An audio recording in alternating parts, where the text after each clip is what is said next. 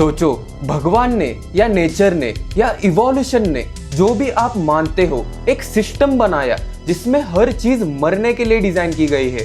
चूहे, हाथी, आप, मैं, सबके सीने में एक काउंटडाउन चल रहा है, एक प्रोग्राम्ड एक्सपायरी डेट। लेकिन ये डेथ डेस्टिनी नहीं थी, बस इनफाइनाइट पॉसिबिलिटीज में से एक थी।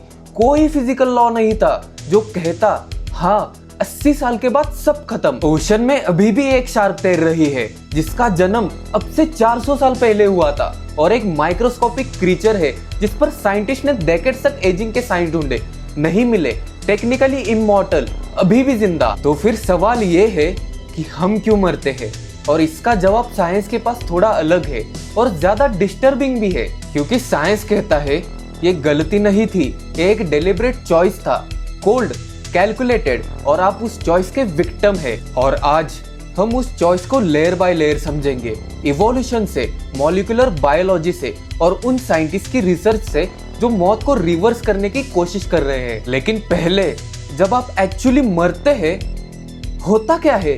क्योंकि आंसर वो बिल्कुल नहीं है जो आपको लगता है।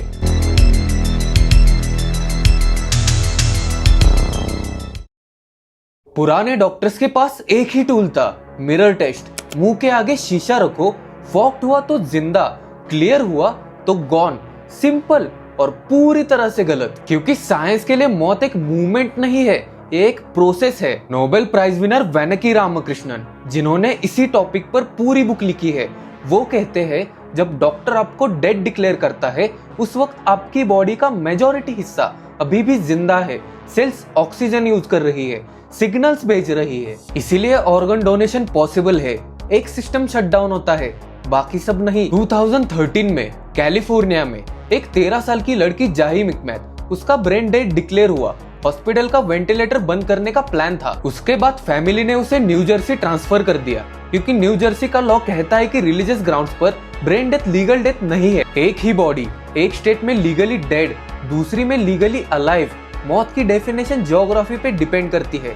सोचो कितना स्ट्रेंज है ये। फिजिक्स में एंट्रोपी का कॉन्सेप्ट है, जहाँ हर सिस्टम वक्त के साथ टूटने लगता है। जिंदा रहना मतलब है बाहर से एनर्जी लेकर कॉन्टिन्यूअसली एक कोलैप्सिंग सिस्टम को रोके रखना। और मौत वो लम्हा है जब ये प्रोसेस इरिवर्सिबल हो जाता है, कोई अंडू नहीं। और साइंटिस्ट कहते हैं वो सिर्फ इसलिए है क्योंकि हमारी टेक्नोलॉजी अभी तक वहां नहीं पहुंची। फिजिकल लॉ नहीं रोक रहा, सिर्फ इग्नोरेंस रोक रही है। क्योंकि जब हम देखते हैं कि एजिंग एक्चुअली कैसे काम करती है, तो वो कोई इनएविटेबल डीके नहीं है, एक इंजन की तरह है, और हर इंजन की एक स्पीड होती है। सैंटा फी इंस्टीट्यूट के फिजिसिस्ट जेफरी वेश ने जिंदगी पे एक रूल डिस्कवर किया जो कि जेन्युइनली माइंड बेंडिंग है। छोटे एनिमल्स का मेटाबॉलिज्म इतना फास्ट होता है जैसे वक्त उनके लिए तेज भाग रहा हो। एक छछूंदर जो आपकी एक उंगली से छोटी होती है, उसका heart rate 1000 beats per minute होता है, जैसे F1 कार का इंजन। अगर इसने कुछ घंटे खाना बंद कर दिया, अपनी ही बॉडी हीट से हाइपोथर्मिया से मर जाता है। ये क्यों? इसका जवाब है सरफेस टू वॉल्यूम रेशो। छोटा बॉडी मतलब रिलेटिवली ज्यादा सरफेस, हीट बहुत जल्दी बाहर निकल जाती है, जैसे इंजन हमेशा फुल स्पीड पर चल रहा हो। और यहाँ प्रॉब्लम है, जब माइटोकॉन्ड्रिया एनर्जी बनाते हैं तब एक बाय प्रोडक्ट निकलता है, फ्री रेडिकल्स, बायोलॉजिकल एग्जॉस्ट। जितना तेज इंजन चलता है उतना ही सिस्टम पर बोझ बढ़ता है, और ये बोझ डीएनए डैमेज करता है, प्रोटीन्स डैमेज करता है, सेल्स की वॉल स्लोली साइलेंटली तोड़ता रहता है। 2 साल में उस छछूंदर का गेम ओवर। मगर इस पर एक सोल्यूशन है, इंजन स्लो करो, और ये एक्चुअली काम करता है। लैब माइस का फूड 40% कट करो, और वो 40% ज्यादा जीते हैं, रफली 30 to 35 extra years if you scale it to humans. ये मेटाबॉलिक थ्योरी के लिए सॉलिड एविडेंस है। लेकिन तब इस थ्योरी में बैट्स की एंट्री होती है, और इस थ्योरी का एक बड़ा होल दिखता है। बैट्स की हार्ट रेट चूहे जितनी फास्ट होती है, same metabolism, same free radical damage होना चाहिए था, उन्हें भी 2-3 साल में मरना चाहिए था, लेकिन वो 40 साल जीते हैं। ये मेटाबॉलिज्म की स्टोरी नहीं है, ये इवोल्यूशन की स्टोरी है। और ये इवोल्यूशन मुझे लगता है हमारे लाइफ का सबसे बड़ा विलन है। डार्विन ने दुनिया को सर्वाइवल ऑफ द फिटेस्ट की थ्योरी दी। फिटनेस का मतलब स्ट्रेंथ नहीं है, स्पीड नहीं है। बायोलॉजी में फिटनेस का सिर्फ एक ही मतलब है, रिप्रोडक्शन। कितनी जल्दी कितने ज्यादा जीन्स आगे गए बस आप एक बच्चा पैदा करके कल मर भी गए, इवोल्यूशन के हिसाब से आप परफेक्टली सक्सेसफुल थे। इवोल्यूशन एक कंजूस मैनेजर की तरह है जिसके पास लिमिटेड एनर्जी बजट है, हर बॉडी में लिमिटेड रिसोर्सेस है और वो कॉन्टिन्यूसली डिसीजन ले रहा है ये एनर्जी रिपेयर में लगाओ या रिप्रोडक्शन में, दोनों एक साथ फुल्ली नहीं हो सकता। जंगल में एक माउस की एक्चुअल एवरेज जिंदगी होती है रफली 6 मंथ्स की, क्योंकि उसे कोई ना कोई तो खा ही लेगा, सांप, बिल्ली या उल्लू। तो इवोल्यूशन का मैथ सिंपल था, इसको 40 साल का कैंसर फाइटिंग मैकेनिज्म और इम्यून सिस्टम अपग्रेड देकर क्या फायदा, जब 6 मंथ्स में वैसे भी खाया जा चुका होगा। तो माउस को बनाया गया फास्ट ट्रैक, 6 हफ्ते में मैच्योर, जल्दी बेबीज और एक्सपायर, जीरो इन्वेस्टमेंट इन लॉन्गेटिविटी। लेकिन बैट्स केव्स में रहते हैं, प्रेडेटर्स एक्सेस नहीं कर पाते इजीली, तो इवोल्यूशन ने सोचा इन्हें ज्यादा टाइम तक प्रोटेक्ट करना इकोनॉमिकली सेंसेबल है। तो बैट्स के सेल्स में फ्री रेडिकल डैमेज हैंडल करने के लिए बेटर मैकेनिज्म्स इवॉल्व हुए, सेम मेटाबॉलिक स्पीड, वे स्मार्टर रिपेयर सिस्टम। इस थ्योरी का नाम है डिस्पोजेबल सोमा थ्योरी।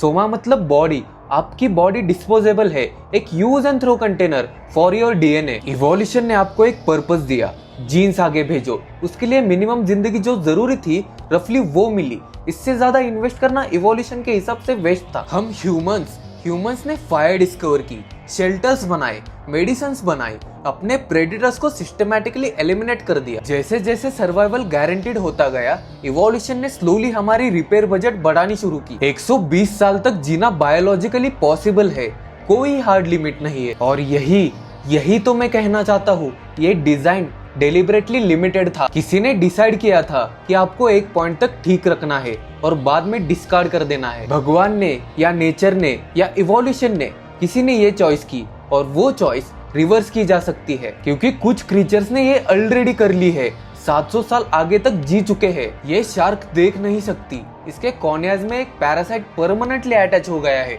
और इसको कोई फर्क नहीं पड़ता क्योंकि ये 400 साल से ज्यादा तक जी चुकी है। ये है ग्रीनलैंड शार्क। इसका मेटाबॉलिज्म इतना स्लो है और ये इतने फ्रीजिंग पानी में जिंदा रहती है कि इसका free radical damage near zero है। इनका कोई प्रेडिटर नहीं है। इवोल्यूशन ने इन्हें एक गॉर्जियस रिपेयर बजट दी और वो क्वाइटली सेंचुरीज तक उसे यूज कर रही है। फिर और एक क्रीचर है जो इससे भी ज्यादा जी चुका है, हाइड्रा। नहीं, वो मार्वल वाला हाइड्रा नहीं, ये है एक सेंटीमीटर का fresh water creature, stem cells से भरा हुआ। साइंटिस्ट ने डेकेड्स तक इसके अंदर एजिंग के साइंस ढूंढे और नहीं मिले, क्योंकि ये खुद को कॉन्टिन्यूअसली रीजनरेट करता रहता है। Technically immortal. आपको क्या लगता है एक इंडिविजुअल हाइड्रा कितने साल जीता होगा? और इसका जवाब हमें अभी तक पता नहीं, क्योंकि अभी तक कोई मरा ही नहीं। ये सब फैसिनेटिंग है ना, पर लगता है ये सिर्फ अजीबोगरीब क्रीचर्स पर ही अप्लाई होता है। इसका ह्यूमंस के साथ क्या कनेक्शन?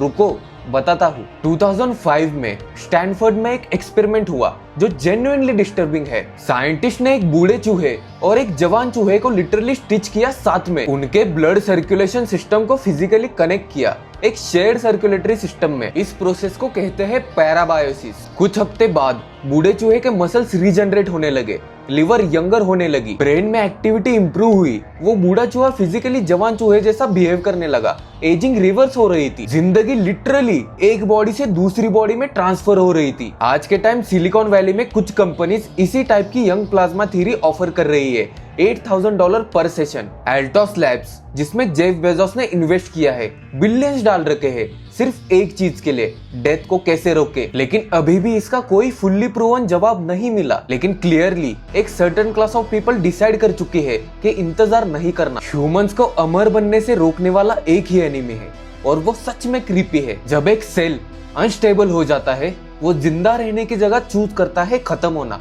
इसे कहते हैं एपोस्टोसिस, एक सैक्रिफाइस बाकी बॉडी के लिए। मगर सेनिसेंट सेल से रूल तोड़ देते हैं, मरना रिफ्यूज करते हैं, खत्म भी नहीं होते, बस वही पड़े रहते हैं और एक केमिकल सूप रिलीज करते हैं जो सराउंडिंग टिश्यूज को खराब करता है। इन्हें कहते हैं ज़ॉम्बी सेल्स। टेक्निकली डेड, मगर हमारी बॉडी को एक्चुअली हॉन्ट करते रहते हैं। यंग एज में ये सेम सिस्टम आपका बेस्ट फ्रेंड है। हाथ कटा, इम्यून सिस्टम रिस्पॉन्स करता है, हीलिंग होती है। लेकिन जैसे जैसे आपकी उम्र बढ़ती है, ये सेम सिस्टम जो आपको प्रोटेक्ट करता है वही आपका दुश्मन बन जाता है। इस वजह से अल्जाइमर्स होता है, हार्ट डिजीजेस होती है। इसका एक स्पेसिफिक नाम है एंटागनिस्टिक प्लियोट्रोपी। एक ही मैकेनिज्म, दो ऑपोजिट इफेक्ट्स। अलग अलग एज में, और इवोल्यूशन ने इसे फिक्स भी नहीं किया क्योंकि जरूरत ही नहीं थी, क्योंकि 50-60 साल तक आपने अपना बायोलॉजिकल ड्यूटी पूरा कर लिया जीन्स आगे भेजकर। उसके बाद इवोल्यूशन की नजर में आप बस एक मेंटेनेंस कॉस्ट हो, एक्स्ट्रा ओवरहेड, और ज़ॉम्बी सेल्स उस कॉस्ट को बढ़ाते रहते हैं। लेकिन